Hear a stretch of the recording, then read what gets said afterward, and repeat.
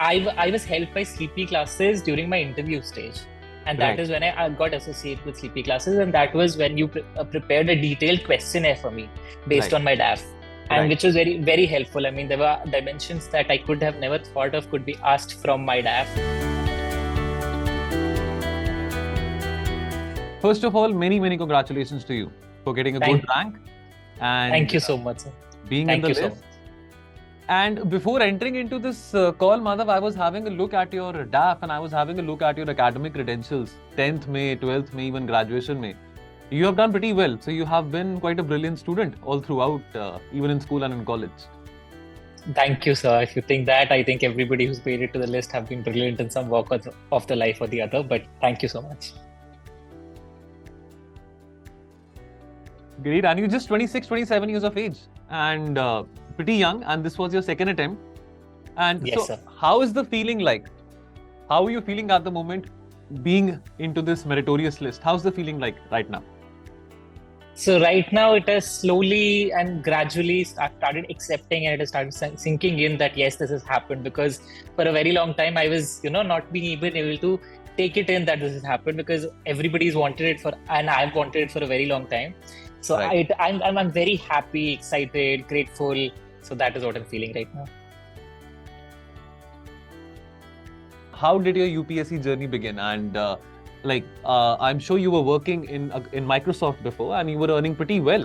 I was having a look at your DAF as well. And was corporate not your calling? Was working in the corporate sector not your calling? I mean, what made you choose this path of UPSC? Okay. So, sir, I am from Missouri and my father is from Labasna. He's worked at Labasna. Oh, great. Yeah. So when you are when you're good at studies and your father is working at Labasna, this idea is implanted into your head at a very young age. So it was always there in my mind, but I was pragmatic in life. I knew that, it is a very difficult exam to crack. And there's a good chance that this may not turn out. So I went for my engineering. After that, CAT happened. I got IIM Ahmedabad. I went ahead with it.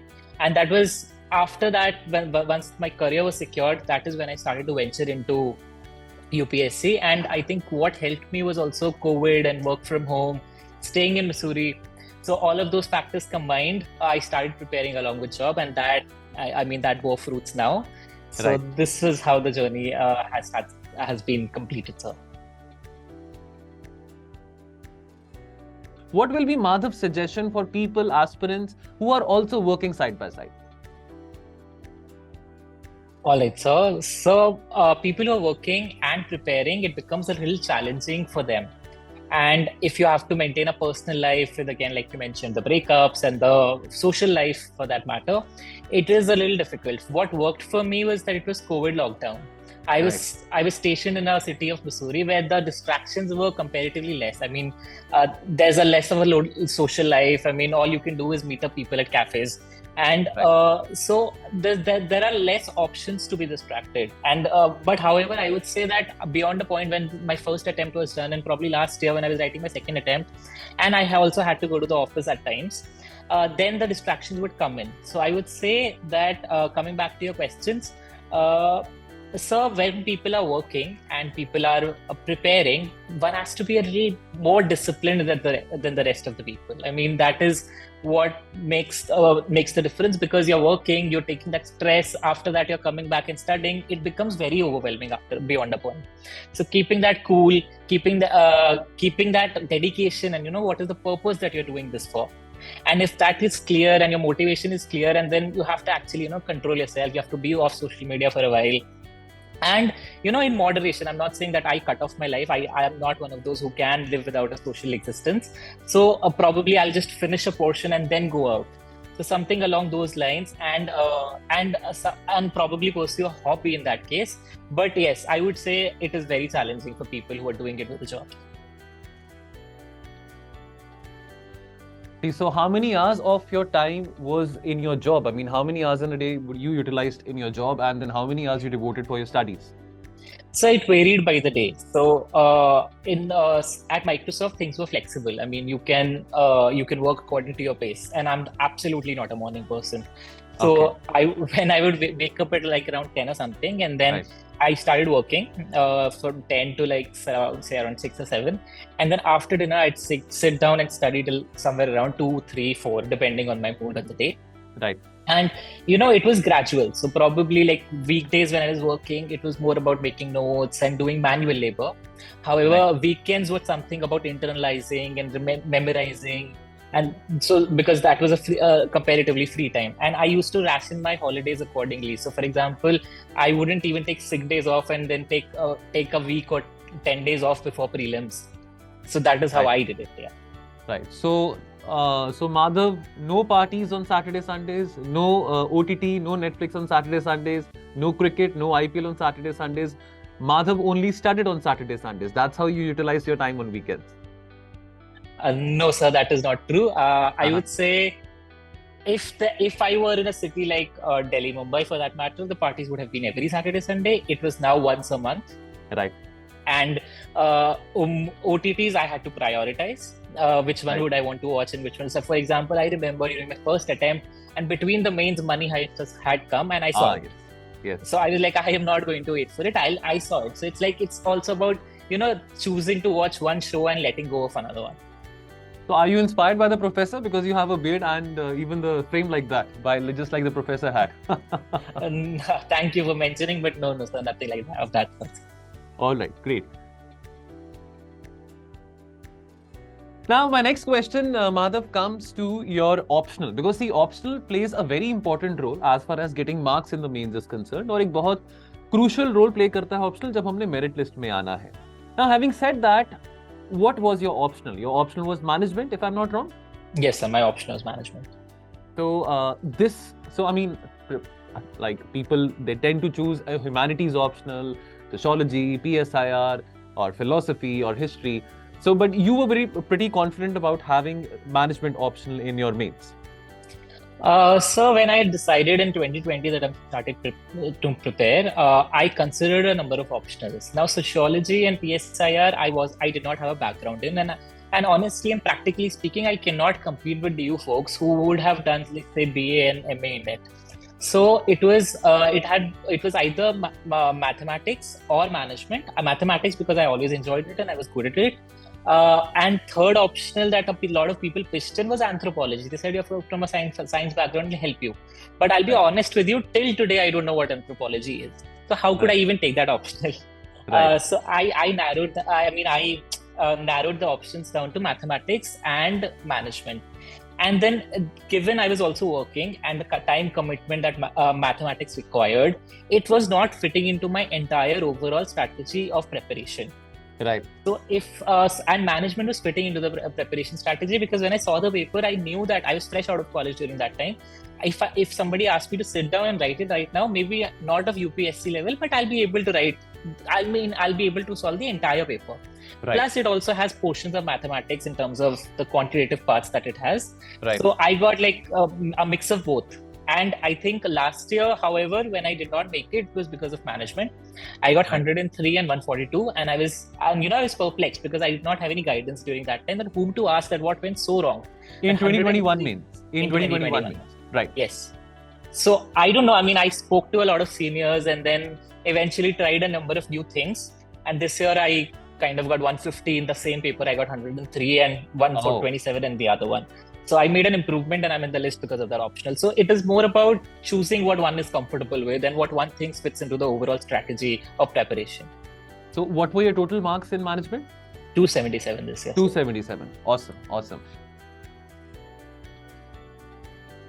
And so what were the sources you relied upon for this optional? I used the standard books that were recommended by Manoj Jindal sir, and apart from that, I used my IIM Ahmedabad books, my IIM Ahmedabad caselets, from which I picked up examples, and I prepared my own notes in a matter of like say 2-3 months. Right. And once that was done, it was very less effort. Otherwise, I mean, it was just the effort of preparing the notes. Right. And even during even the break between prelims and mains that we get, I think my optional, that is management, required less of a time than other optionals. So that helped me focus on GS. Right. Let's talk about current affairs, because you see, current affairs are becoming very competitive nowadays. There is so many things happening. देश विदेश में बहुत सारी चीजें हो रही हैं. So what was your strategy for current affairs? So yeah. So sir, one of the reasons I did not do UPSC after engineering was that I always felt scared of reading the newspaper. I mean, I had a huge resistance to reading the newspaper. So a lot of people told me that, you don't have to read the newspaper if you don't want to. So my current affairs strategy was different for both prelims, mains and interview. For interview, actually, I did read two newspapers religiously, because when you reach the interview stage, you kind of want to also do everything that you can. Yeah.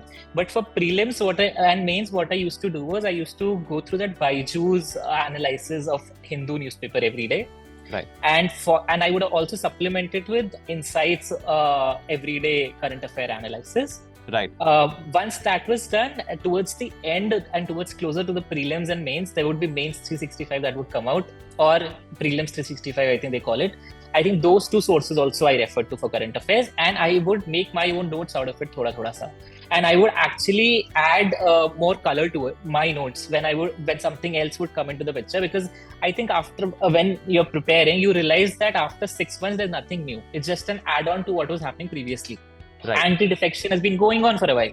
Right. So it's just an addition to it. So if you have an anti-defection note, so you'll just add a point to it, that probably the SC has said this, or probably there's a new case. So that's about it. So that is how I just kept appending and updating my notes.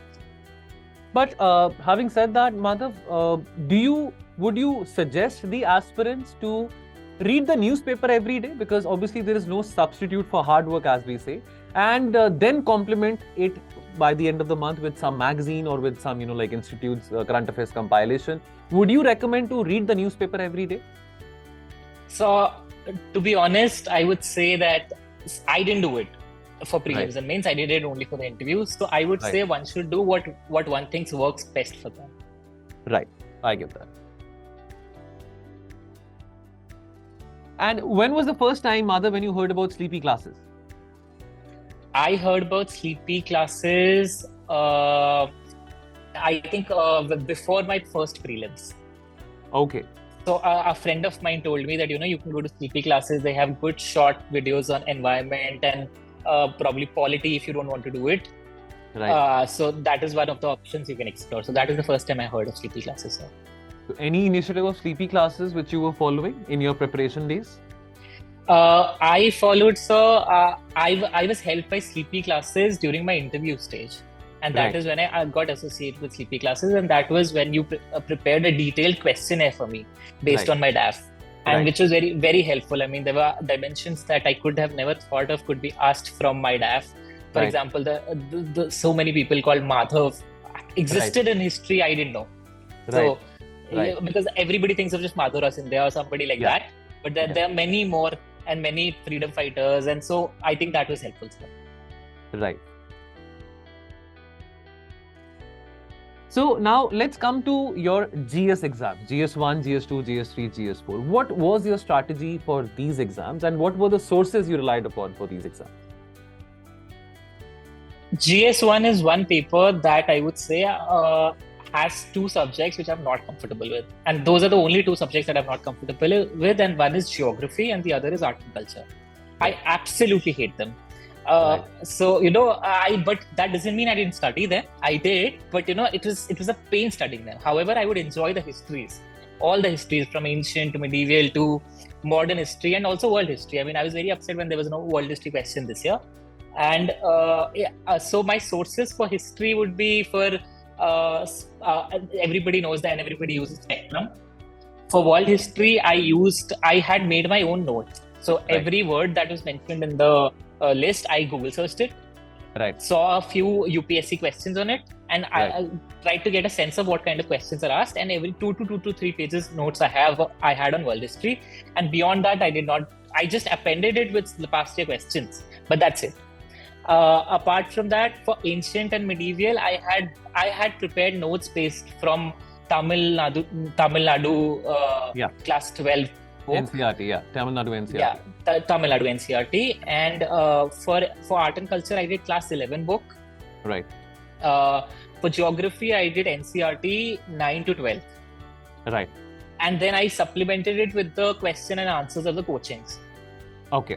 Because they would, the test series that they would have, for example, Forum has MGP. So whatever the question, the model answers they had, any interesting point, any interesting question, if I would see, then I would just write it down or probably try to memorize it. So that was for geography. Then for society, for every word, I had prepared notes. Again, Google search, IGNOU books from here, there, and everywhere. So 2 to 3 pages notes for society. And I think that is society and history is what got me marks in GS1. Right. And if I'm missing out something in GS1, I think this is it, right? Yeah, more or less this is it, yes. Yeah. So this was my GS1 strategy. And society, you can also append from the current affairs, what is happening around. Absolutely. So yeah, you write every point with an example. So this was the strategy I followed this year. For GS2, Lakshmikant, needless to say. Then Mains 365 for both IR and governance. And polity. Governance, there's a vision book that had come. Right. Vision IS releases a book. I made my notes out of it because it is a 100-page, very huge book. So so my strategy is also to reduce the sources and reduce the notes also. Right. So if I see something huge, I create notes out of it and reduce it. You condense it. You condense those notes. That was for governance, and again, I supplemented it with the coaching institute's question and answers. And also, I had specifically picked out case laws and data facts from here, there, and everywhere, from whichever source I would say. I did not overwhelm it, but yeah, as much as I could remember, and so that every point at least has a case fact or a data or probably a case law or something. Right. Then for GS3, I had prepared for economics is, again, you're doing it with current affairs and there are a few expected things. Then economics, I think Mains 365 is very comprehensive. And I had also taken this year, not last year, this year I had also taken Dipin sir at Forum IS's current affair classes notes. Some classes I attended, some I didn't attend, but I had those notes with me at least. So, so that is what I did for economy. And however, for prelims, I had also done NCRTs for economy. Right. But not for mains. Apart from economy, environment, again, Mains 365 and a few of my notes that were prepared beforehand for prelims. Right. For internal security, there was a book out of which I had made notes and I had also made ARC recommendations on it. Apart from that, ARC also I had reduced to condensed, you said, to 3-4 pages every 4 or 5 important ARCs. That's awesome. Yeah. And I think I'm missing. As for science and tech, again, whatever is happening in the news, it is expected that there will be a question on AI. And in GS3, one thing that I had realized is that they will not just ask you simple science and tech. They'll connect it with agriculture and then ask you. Yeah. Application. So being able to connect different and diverse topics and being able to actually put it into the wording of what the question is asking. So if there is AI in agriculture, one has to speak in that language and write down those points and give some examples. And this year I focused extensively on example correction. So for example, Microsoft is doing something in the field of AI plus agriculture. So I wrote it down. So they have a software called FarmBeats. I knew it because I was also working there. Right. So as many examples as I could write, I made a point to write it. For GS4, I had prepared notes last year also, and I got inspired by Shruti Sharma ma'am's copy. And again, I collected a lot of examples. I was very liberal with the quotations. Wherever I felt like it fits in, I used to write it. And both the years I've scored well in GS4, and because of this reason, because I wrote a lot of examples. I mean, by the end of my GS4 preparation, I had I've also uploaded these notes on Telegram. I had around 300-400 examples just for GS4. Oh, beautiful. That you mention it and I'll throw in an example from environment perspective to international relations to which DM is doing what, so on and so forth. So this was my overall strategy and multiple revisions, trying to recollect whatever I am doing. So that is how I approached the GSs. So I guess that makes sense, because in every paper, GS 1, 2, 3, 4, it's always suggested to aspirants as well that you should have multiple dimensions and contemporary examples added to your answer. That makes your Right, answer sir. more presentable, and even the examiner gets more hooked upon and engaged reading your answers as well. Now, having said that, Madhav, so I suppose you didn't took any specified coaching per se, but you were like more or less relying upon the notes and the magazines from Vision or from Forum. But were you a part of any test series course? Were you a part of any mentorship course? How important do you feel are the test series and mentorship courses? So I wrote MGP Plus from Forum IS, and I think it was very helpful. I mean, so they check and they scrutinize your copy very well. And I did it both the years. I had taken from the same coaching. I had developed a level of trust in the first attempt itself. So I continued with the second attempt also with them. And I think MGP, I think every topper takes MGP to a very great extent. So I think Forum IS has a very good test series for mains. Right. For prelims, I had taken last year Vision test series. However, this year, because result came on the 30th and the prelims was on the 5th, there was no time for a test series. I just solved past year papers. Right. And interview guidance and mentorship was from multiple sources. So. Right. So, but what is the significance of having a mentorship program in general? In general, what is the significance of having a mentorship program? Because you see, many of the aspirants, many of the students, they keep on writing answers. Now, it is good. मैं हमेशा कहता हूँ बच्चों को that before your prelims, you should be mains ready. You can't prepare for mains in a span of 3 months. Now, this year it's 15 September. You can't really prepare in 3 months for mains. You have to be ready before. Now, students, they keep on writing answers, but how important do you feel it is for students to get them evaluated and also to have a mentorship for them? So one mistake that I was doing in my first attempt was that I was very few people knew it, and I was preparing all by myself in Missouri. So I underestimated the importance of mentorship. However, when I would speak about mentors, I did not take any coaching, but my mentor would be Pratyush Pandey. He's ranked 21 in 2019. He's from IIM Ahmedabad. Right. And whatever he said, I did it diligently. And he's the one who recommended the coaching also, because you know that coaching, the way they scrutinize your answers, it is very well done, because they kind of show you what all dimensions you could have added, what all you missed, what you wrote is how right it is and how relevant it is to the demand of the question. Because initially I would just write whatever I knew. However, it was more about whatever is asked, and this was something that was shown by the mentors during my answer writing. Right. So one level of mentorship at the overall guidance that was provided, and another level of mentorship by the coaching institutes for my answer writing practice is very important. Right.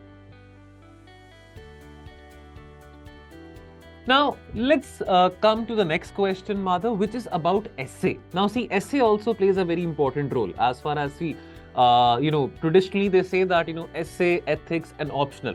कि इन तीनों में आपका score अगर अच्छा है तो आपका chance अपनी यूपीएससी के लिस्ट में, मेरिट लिस्ट में आने का बहुत बढ़ जाता है. What was your strategy for essay? I mean, how did you go about essay? So, I come from a very good school in Missouri that's called Whiteberg Allen School, and my command over the English language has also been fairly well. Right. So essay is something that I'm very comfortable with. I've always been comfortable with essays, and essay and ethics is something that was my strength. So for essay, what I did was I collected a number of quotations. I just read the topper's essay to understand what the examination demands and what kind of essays are they looking for. So that was what I did for essay, and apart from that, I started practicing a lot of essays. So I used to write essays almost every week, and I used to try to get it evaluated. And also for essay, I would say, sir, that however, this year something has happened that I did not score as to what I expected. I mean, I had written beautiful essays. I even managed to write a poem in between in those essay, and I was expecting like somewhere around 140 or something. But anyway, what I got is also decent compared to the rest of the batch. However, it was not what I expected. But I think essay is one domain that I think is very important. People ignore it. I would say instead of ignoring it, and there's nothing specific to prepare on it, but one should keep practicing the essay almost every week at least during mains and prelims break, because it holds as many marks as any GS does, and Right. it gives you more marks than any GS does. So it is very important to do well in essay, and hence the answer writing and analyzing yourself, getting it evaluated from the mentors to understand what the examination needs, and then reading the topper's copy is also very helpful, so that you understand, okay, fine, these type of essay works.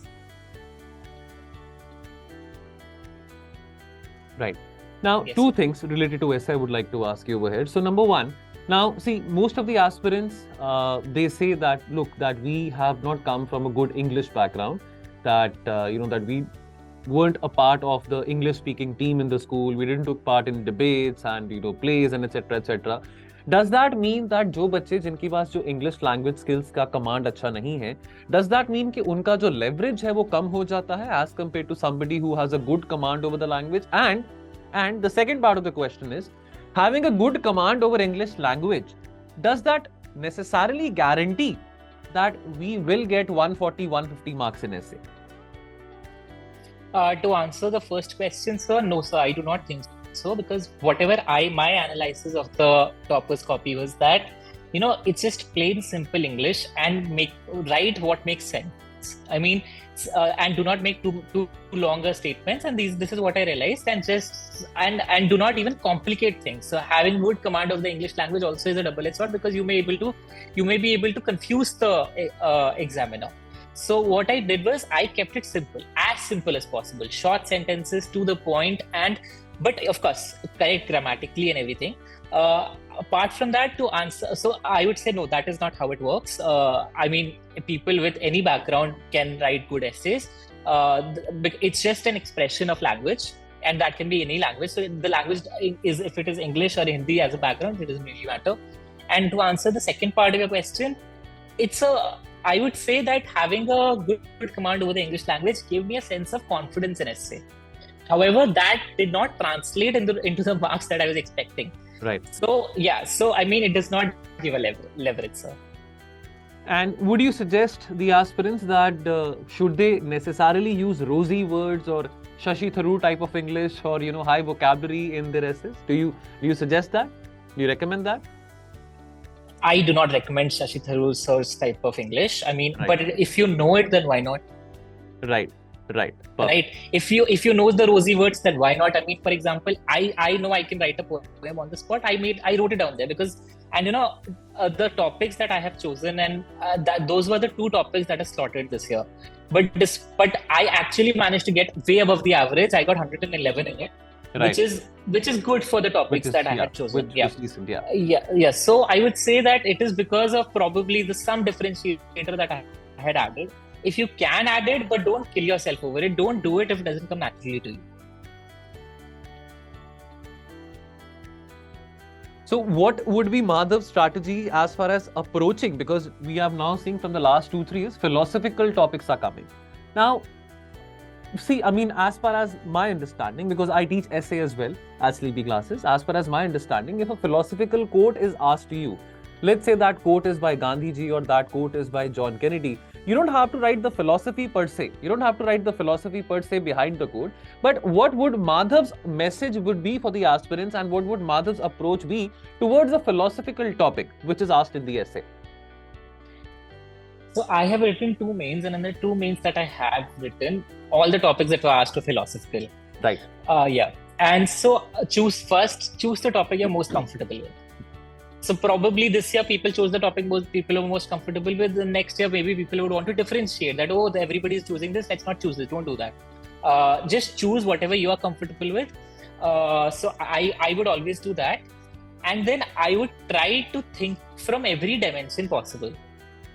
I mean, whatever I can think, and it has to make logical sense also. I mean, you just cannot put in every dimension. I mean, some dimension, for example, there was this essay that you should repair the roof before it is broken.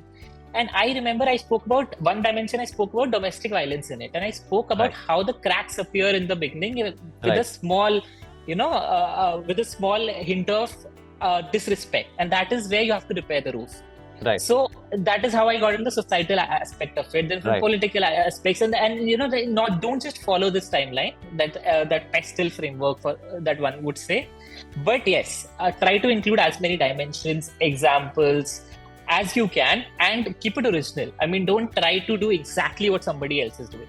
Right. So I would say my approach is always my interpretation of the essay, then as many dimensions and examples and the logical coherence of what I'm writing.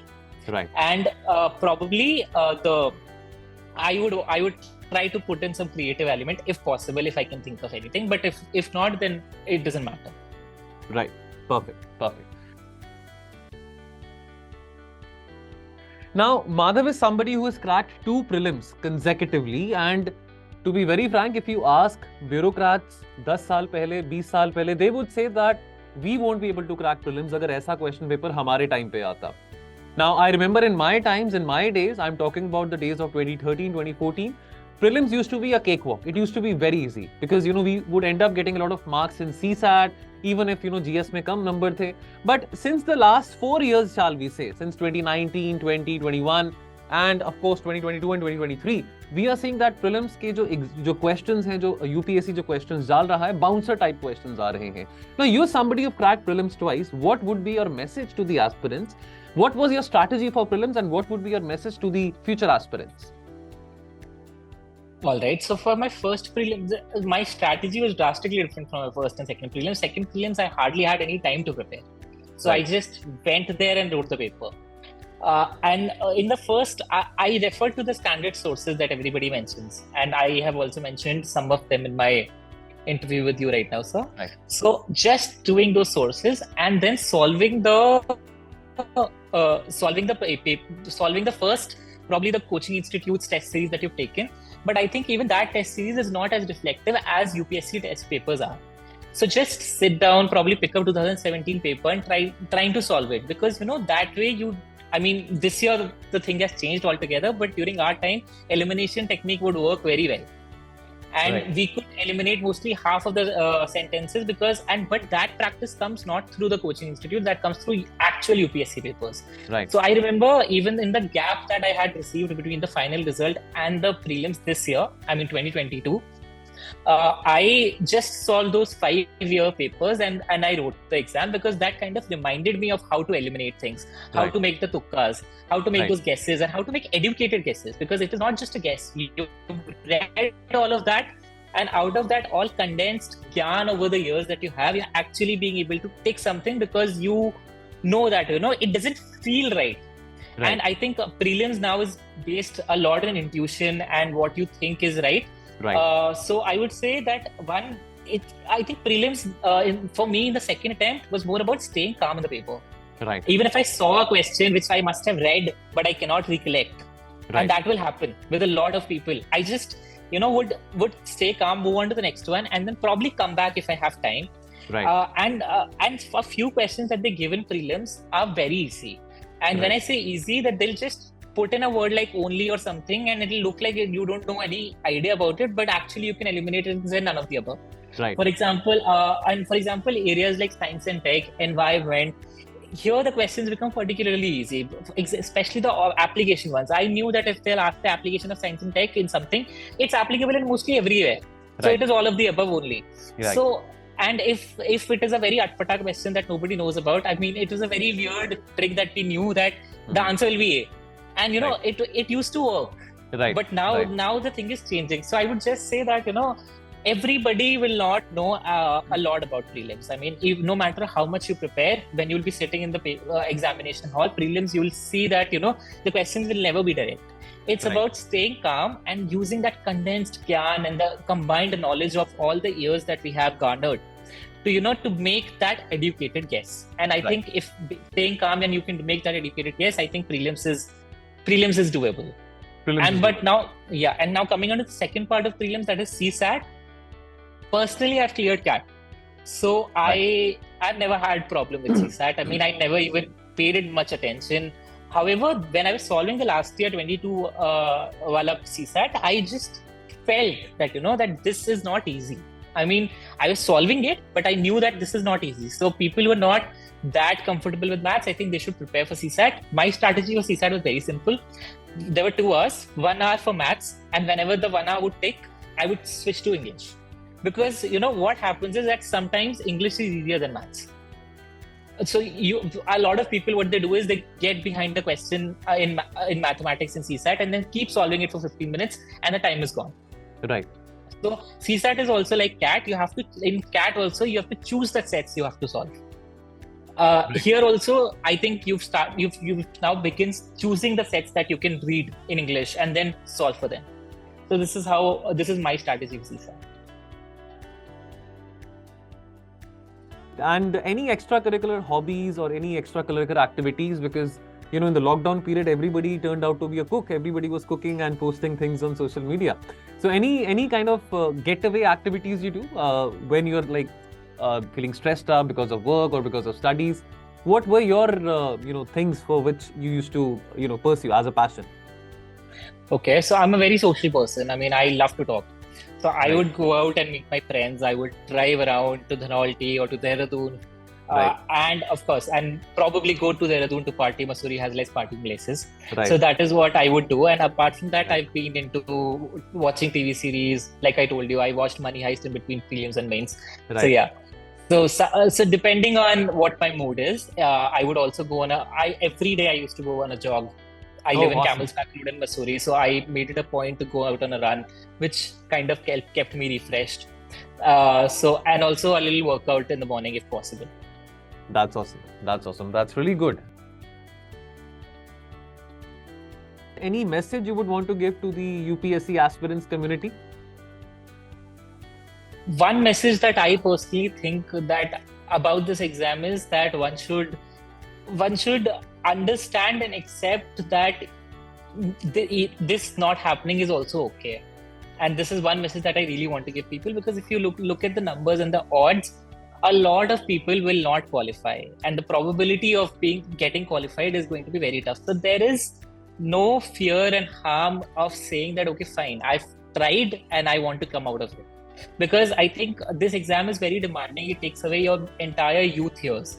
So and one more thing that I would want to say is that one should keep a deadline for themselves. Probably one should keep a deadline that I'll give 3 attempts.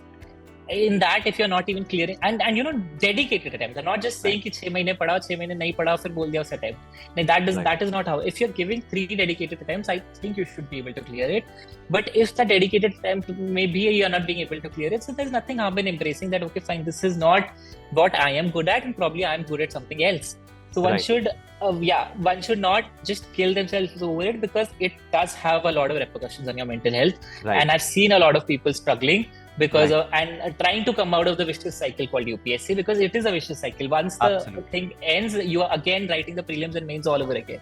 So that is the reason. The first thing I said was that I'm very relieved that I'm out of this cycle. So Yes, Colme, I've seen you like as a very energetic guy, as a very energetic boy, very confident, very bright, and I wish you all the very best for the future. And may you continue to brim with this energy and with this enthusiasm. And God bless you in your future endeavors as well. And if you happen to be in Chandigarh next time around, please do visit us. Our office is in Mohali, so we would love to have you over here as well. Sure, sir. Thank you so much. Very, very nice speaking with you, sir. Thank you so much. Thank you so much, Madhav. Thank you so much. God bless you. Thank you so much. Thank you so much. Have a nice day, sir. You too. Have a great day ahead. Thank you so much. Bye, sir.